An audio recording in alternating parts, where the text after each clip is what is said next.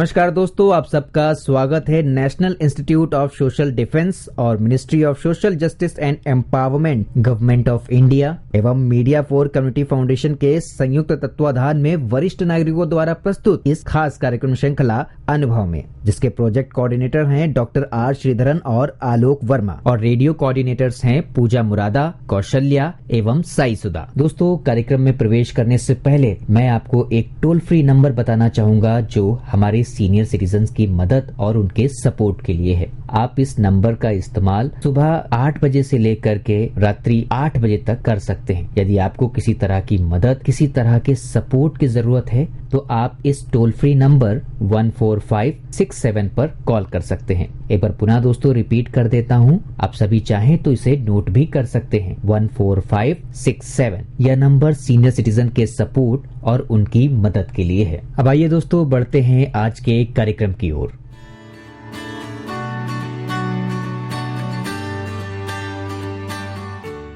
नमस्कार श्रोताओं, आज एक बड़ा दिलचस्प प्रोग्राम हम आपके लिए लेके आए हैं जिसके विषय में हमें बताएंगी अमिता जी।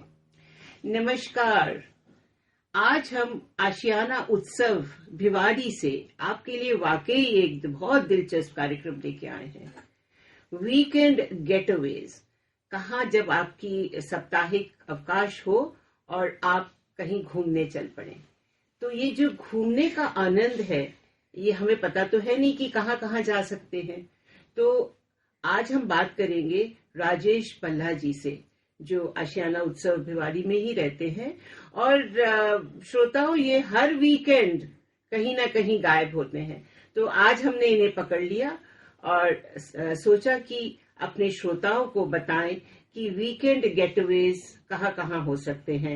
आपका स्वागत है राजेश जी। धन्यवाद। आप बताएं क्या कहाँ चले अपन। धन्यवाद अमिता जी। मैं पहले तो ये कहना चाहूंगा कि वीकेंड गेटअवे का मतलब ये नहीं है कि खाली आप शनिवार इतवार को ही बना सकते हैं। जी जी। ये छोटे ट्रिप होते हैं, 2 दिन 3 दिन के।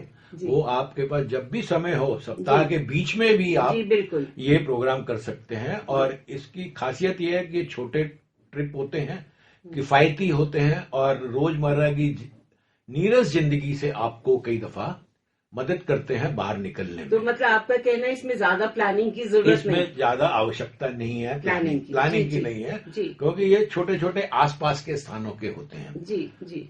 जहां तक वीकेंड का सवाल है, वीकेंड गेटअवे का, हम दिल्ली एनसीआर की बात करें जी, तो हमारी सीमा राजस्थान से लगी हुई है जी, जहाँ पे रेतीला भी है और जो जलवायु है वो एक ही समान है जो दिल्ली एनसीआर की है। दूसरी तरफ हरियाणा है हमारे जी। हरियाणा में हरियाली आपको अच्छी मिल जाती है जी। और थोड़ा आगे चलें तो यूपी उत्तराखंड। जी बिल्कुल। यूपी उत्तराखंड में शिवालिक की पहाड़ियां हैं। निचला हिमाचल आ जाइए, शिमला आ जाइए, मनाली आ जाइए, हिमालय रीजन, कुमाऊं आ जाइए जहां जलवायु ठंडी भी है। तो वो भी हमें कई बारी वातावरण बदलने से, तापमान बदलने से भी हमें थोड़ा गर्मियों में जी, जो मैं समझ पा रही हूँ कि आप कहीं भी छोटे ट्रिप्स के लिए अगर जाएं तो आपका मानसिक जो है वो एकदम बदलाव आ जाता है। जी जी। और सबको एक चेंज की जरूरत होती है, बदलाव की जरूरत होती है। नहीं तो एक बिल्कुल स्टीरियोटाइप जिंदगी हो जाती है। बिल्कुल बिल्कुल। मैं जरूर दिल्ली एनसीआर के बारे में बात कर रहा हूं, पर ये वीकेंड ट्रिप्स आप कहीं भी रहो, मैं कहूंगा हिंदुस्तान में या हिंदुस्तान के बाहर भी, हम हिंदुस्तान में कलकत्ता हो, चेन्नई हो, बेंगलुरु हो, कोलकाता हो, कहीं से भी वीकेंड ट्रिप्स आप अपने आसपास की जगहों के बना सकते हैं, जो आपको थोड़ा आपके सोच में और बदलाव में और आपके आसपास क्या हो रहा है उसके बारे में आपको जानकारी देते हैं। जी जी जी। तो ये बताएं कि जैसे कुछ हमारे श्रोता जो सुन रहे हैं इसको, हाँ जी, उनको अगर वाइल्ड लाइफ का आनंद लेना हो, क्योंकि आजकल वाइल्ड लाइफ के प्रति मैंने देखा है बहुत रुचि है और बहुत लोग जाना चाहते हैं। तो राजेश जी, हम कहाँ जा सकते हैं? देखिए, जब हम वीकेंड ट्रिप्स की बात कर रहे हैं, मैं थोड़ा एक कदम पीछे जाऊंगा। जी। वीकेंड ट्रिप्स आप अपनी रुचि, अपने इंटरेस्ट के हिसाब से जी जी जी जी जी। यदि जैसे अमिता जी ने कहा वाइल्ड लाइफ में, तो यदि आपकी वाइल्ड लाइफ में रुचि है तो आपके नजदीक सरिस्का, रणथंभौर यदि आपको शेर, हिरन, चीतल देखने हैं, जी यदि आपको पक्षियों में है तो सुल्तानपुर लेक है गुड़गांव में, जी भरतपुर बर्ड सेंचुरी है। जी आप थोड़ा और निकल जाइए नैनीताल की तरफ तो कॉर्बेट नेशनल पार्क है। जी तो आपको यहाँ पे जंगल का वातावरण भी मिलेगा, पक्षी भी देखने को मिलेंगे जी। और जंगली जानवर भी आप देख सकते हैं। बट मुझे ये बताएं कि ये क्या हम हर मौसम में जा सकते हैं, या ये सुनने में आता है कि पक्षी ज्यादातर हमारे ठंडियों में मतलब विंटर में आते हैं। बिल्कुल जी ठीक कह रहे हैं आप। पक्षियों के लिए नवंबर से लेके फरवरी तक जी, ये बहुत जरूरी बहुत है अच्छा जानना। होता है जब जी। आपको पक्षी अच्छी संख्या में दिखेंगे। अच्छा अच्छा अच्छा। आप बाकी समय जाएंगे तो आपको थोड़ा वो सूखा होगा, घास सूखी होगी, पानी नहीं होगा तो पक्षी भी कम नजर आएंगे। इवन वाइल्ड लाइफ सेंचुरीज में भी आप जाएंगे जी तो आपको थोड़ा सा साइटिंग में जो है पक्षी देखने में, जानवर देखने में समय ज्यादा लगता है। तो श्रोताओं, आप कॉर्बेट पार्क जाइए, सरिस्का जाइए, रणथंभौर जाइए, और पक्षी अगर देखने हैं जैसे राजेश जी ने बताया तो आप सुल्तानपुर और भरतपुर जा सकते हैं। और भी तो बहुत सारी सेंचुरीज हैं, और भी बहुत सारी पर वो sanctuaries हैं। वीकेंड पे नहीं वो खाली आप जा कर सकते हैं। फिर उसके लिए आप जैसे यहाँ से आप जाना चाहें तो बांधवगढ़ भी जा सकते हैं मध्य जी प्रदेश जी में। जी जी, पर थोड़ा पर उसके लिए आपको थोड़ा समय और प्लानिंग की आवश्यकता जी ज्यादा जी, होगी। क्योंकि बुकिंग वगैरह बुकिंग वगैरह बाई जी। एयर की, ट्रेन की बुकिंग करने की तो आपको ये जो आपने बताया, ये दिल्ली एनसीआर से 2 दिन के लिए अगर आपको 2 जाना है दिन तो 3 दिन के लिए आप जी, जाना तो ये चाहें बेहतरीन तो जगह ये है। सारी जगहें ऐसे हैं 6 से 7-8 घंटे के ड्राइविंग डिस्टेंस के अंदर पहुंच भी जाएंगे बात आप। कर रहे हैं। अच्छा, कुछ हमारे जो दोस्त हैं उन्हें ऐतिहासिक स्थानों में बहुत रुचि है कि वो ऐतिहासिक स्थान बिल्कुल ठीक देखें, है। तो उनकी रुचि उसमें है और वाइल्ड लाइफ में नहीं है, तो उनको क्या आप उनके लिए देखिए ऐतिहासिक बहुत सारे मॉन्यूमेंट्स हैं, महल हैं। जी हमारी यदि हम हिस्टोरिकली देखें तो हमारा कल्चर बहुत रिच है। जी बिल्कुल। और यदि आपको महलों का देखने का और पुराने मॉन्यूमेंट्स देखने का है तो हम राजस्थान के अंदर ही गिनना शुरू करें जी तो जयपुर, उदयपुर, जोधपुर और थोड़ा यूपी में निकल जाए तो आगरा हो गया, कोटा, बूंदी। यहाँ पे बहुत आपको महल और बाकी ऐतिहासिक स्थान देखने को मतलब मिल बहुत सकते हैं। हिस्टोरिकल प्लेसेस बहुत हैं। हिस्टोरिकल प्लेसेस हैं। तरह तरह के किले हैं सुना यहाँ पे। किले हैं, मकबरे हैं और छतरिये हैं राजस्थान में काफी। जी जी, तो ये आप देख सकते हैं। जी जी। अब शायद कुछ श्रोताओं के मम्मी पापा या मौसी और जो बुआ है वो चाहेंगे कि वो धार्मिक स्थानों में उनके बच्चे ले जाएं, तो धार्मिक स्थानों का कुछ आप बताएं। हाँ, अमिता जी, खाली माता पिता नहीं, अब हम लोग भी उस उम्र में आ रहे हैं कि जी, थोड़ा जी, थोड़ा जी, हम लोग जी। भी भगवान का नाम जी लेने जी लग गए बिल्कुल हैं। बिल्कुल। तो हम कहें तो ऋषिकेश हो गया, जी। हरिद्वार हो गया, मथुरा, वृंदावन, बनारस, अमृतसर। अमृतसर जी तो जी अपने अपने विचार और विश्वास के हिसाब से जी। हम लोग इन जगह, जैसे हरिद्वार, ऋषिकेश आप जाएंगे तो आपको गंगा आरती देखने के लिए बहुत ही महत्वपूर्ण है। जी आप सुबह की गंगा आरती देखिए, शाम की देखिए।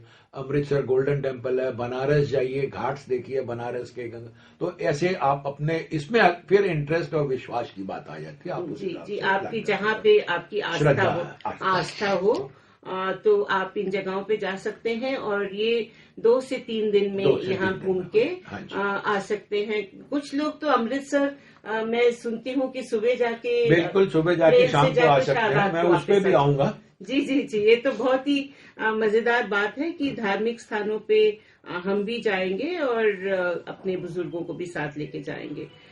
तो मतलब अगर जहाँ जाने के लिए हम किस तरह के वाहन इस्तेमाल कर सकते मैम, हैं? इस देखिए, जाने के लिए आप निजी कार से भी जा सकते हैं, जी जी टैक्सी से भी जा सकते हैं। जी आप निजी वाहन से बेहतर इसलिए रहता है जी। कि आपके ऊपर कोई रिस्ट्रिक्शन नहीं रहती कि ड्राइवर है ये, लेकिन आप गाड़ी चलाने में सक्षम होने चाहिए। आपको गाड़ी बिल्कुल। चलाने में दिक्कत नहीं होनी नहीं चाहिए। होनी चाहिए। तो मैं तो खुद गाड़ी खुद चला के जाता हूँ। जी मैं ड्राइवर के ऊपर डिपेंड नहीं करता हूँ और मेरे को फ्रीडम रहती है। जब मेरा मूड किया सुबह शाम चल दिए, जी वो उस मामले में कई डिस्टेंसेस ऐसे हैं जो दूर के हैं, आप रात की ट्रेन लेके सुबह भी पहुंच सकते हैं। जी, फिर सारा दिन वहाँ पे सारा रह दिन सकते वहां हैं। बिताइए, शाम की लेके ट्रेन आ जाइए। पर जी। उसके लिए आपको थोड़ी प्लानिंग की जरूरत होती है। तो टिकट वगैरह तो बुक टिकट बुक करना, जी, ये जी, करना। जी।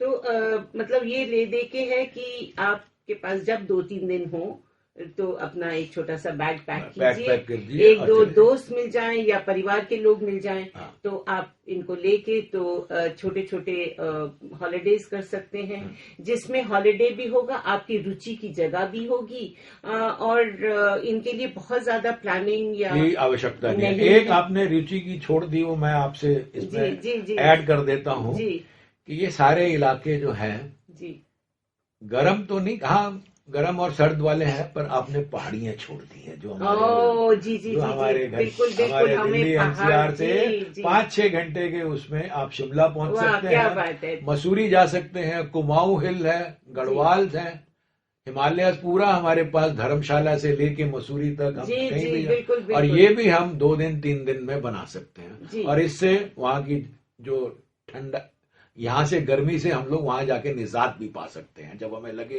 कि यहाँ 40-42 डिग्री टेम्परेचर हो गया, बहुत गर्मी हो गई है, एसी काम नहीं जरूरत, 2 दिन मसूरी या शिमला घूमाए, ठंड में रह के आएंगे। तो ये भी एक आप उसमें जी हम यह हमारे श्रोताओं ये प्लीज ध्यान दीजिए कि जब गर्मी बहुत होती है तो कुछ बुझा सा लगता है, तो आपके एकदम से स्पिरिट्स एलिवेट हो जाएंगे और आपको मजा आएगा कि आप 2 दिन शिमला, देहरादून, पहाड़ और बहते नदियां देखेंगे, झरने देखेंगे, तो और पहाड़ और वादियां देख के आपका मन खुश भी हो जाएगा। और इस तरह से जहां आपकी मर्जी हो जरूर जाएं।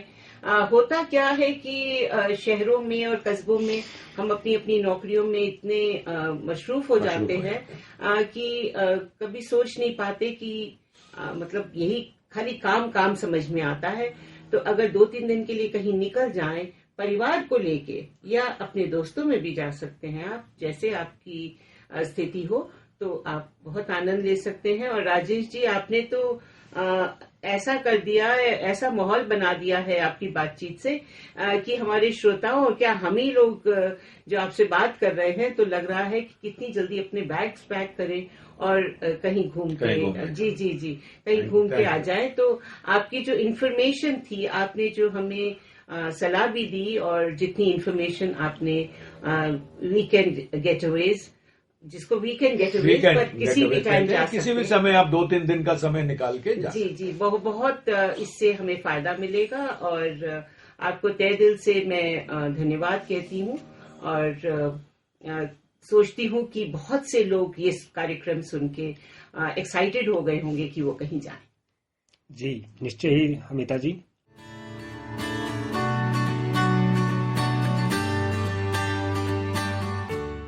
और श्रोताओं, फिलहाल वक्त हो चुका है आप सभी से विदा लेने का, और चलते चलते आप सबको एक बहुत ही खास नंबर हमारे वरिष्ठ नागरिकों की सहायता, उनके सपोर्ट के लिए मैं आपको बताना चाहूंगा। दोस्तों, Elder line toll free number है ये, आप चाहें तो इसे नोट कर सकते हैं, 14567। एक बार पुनः सुने दोस्तों, 14567। यह नंबर वरिष्ठ नागरिकों की मदद और उनके सपोर्ट के लिए सुबह 8 बजे से लेकर के रात्रि 8 बजे तक अवेलेबल है। यदि आपको किसी तरह की परेशानी या किसी सपोर्ट की जरूरत है तो आप इस पर कॉल कर सकते हैं। फिलहाल मैं ले रहा हूं इस कार्यक्रम से विदा। नमस्कार।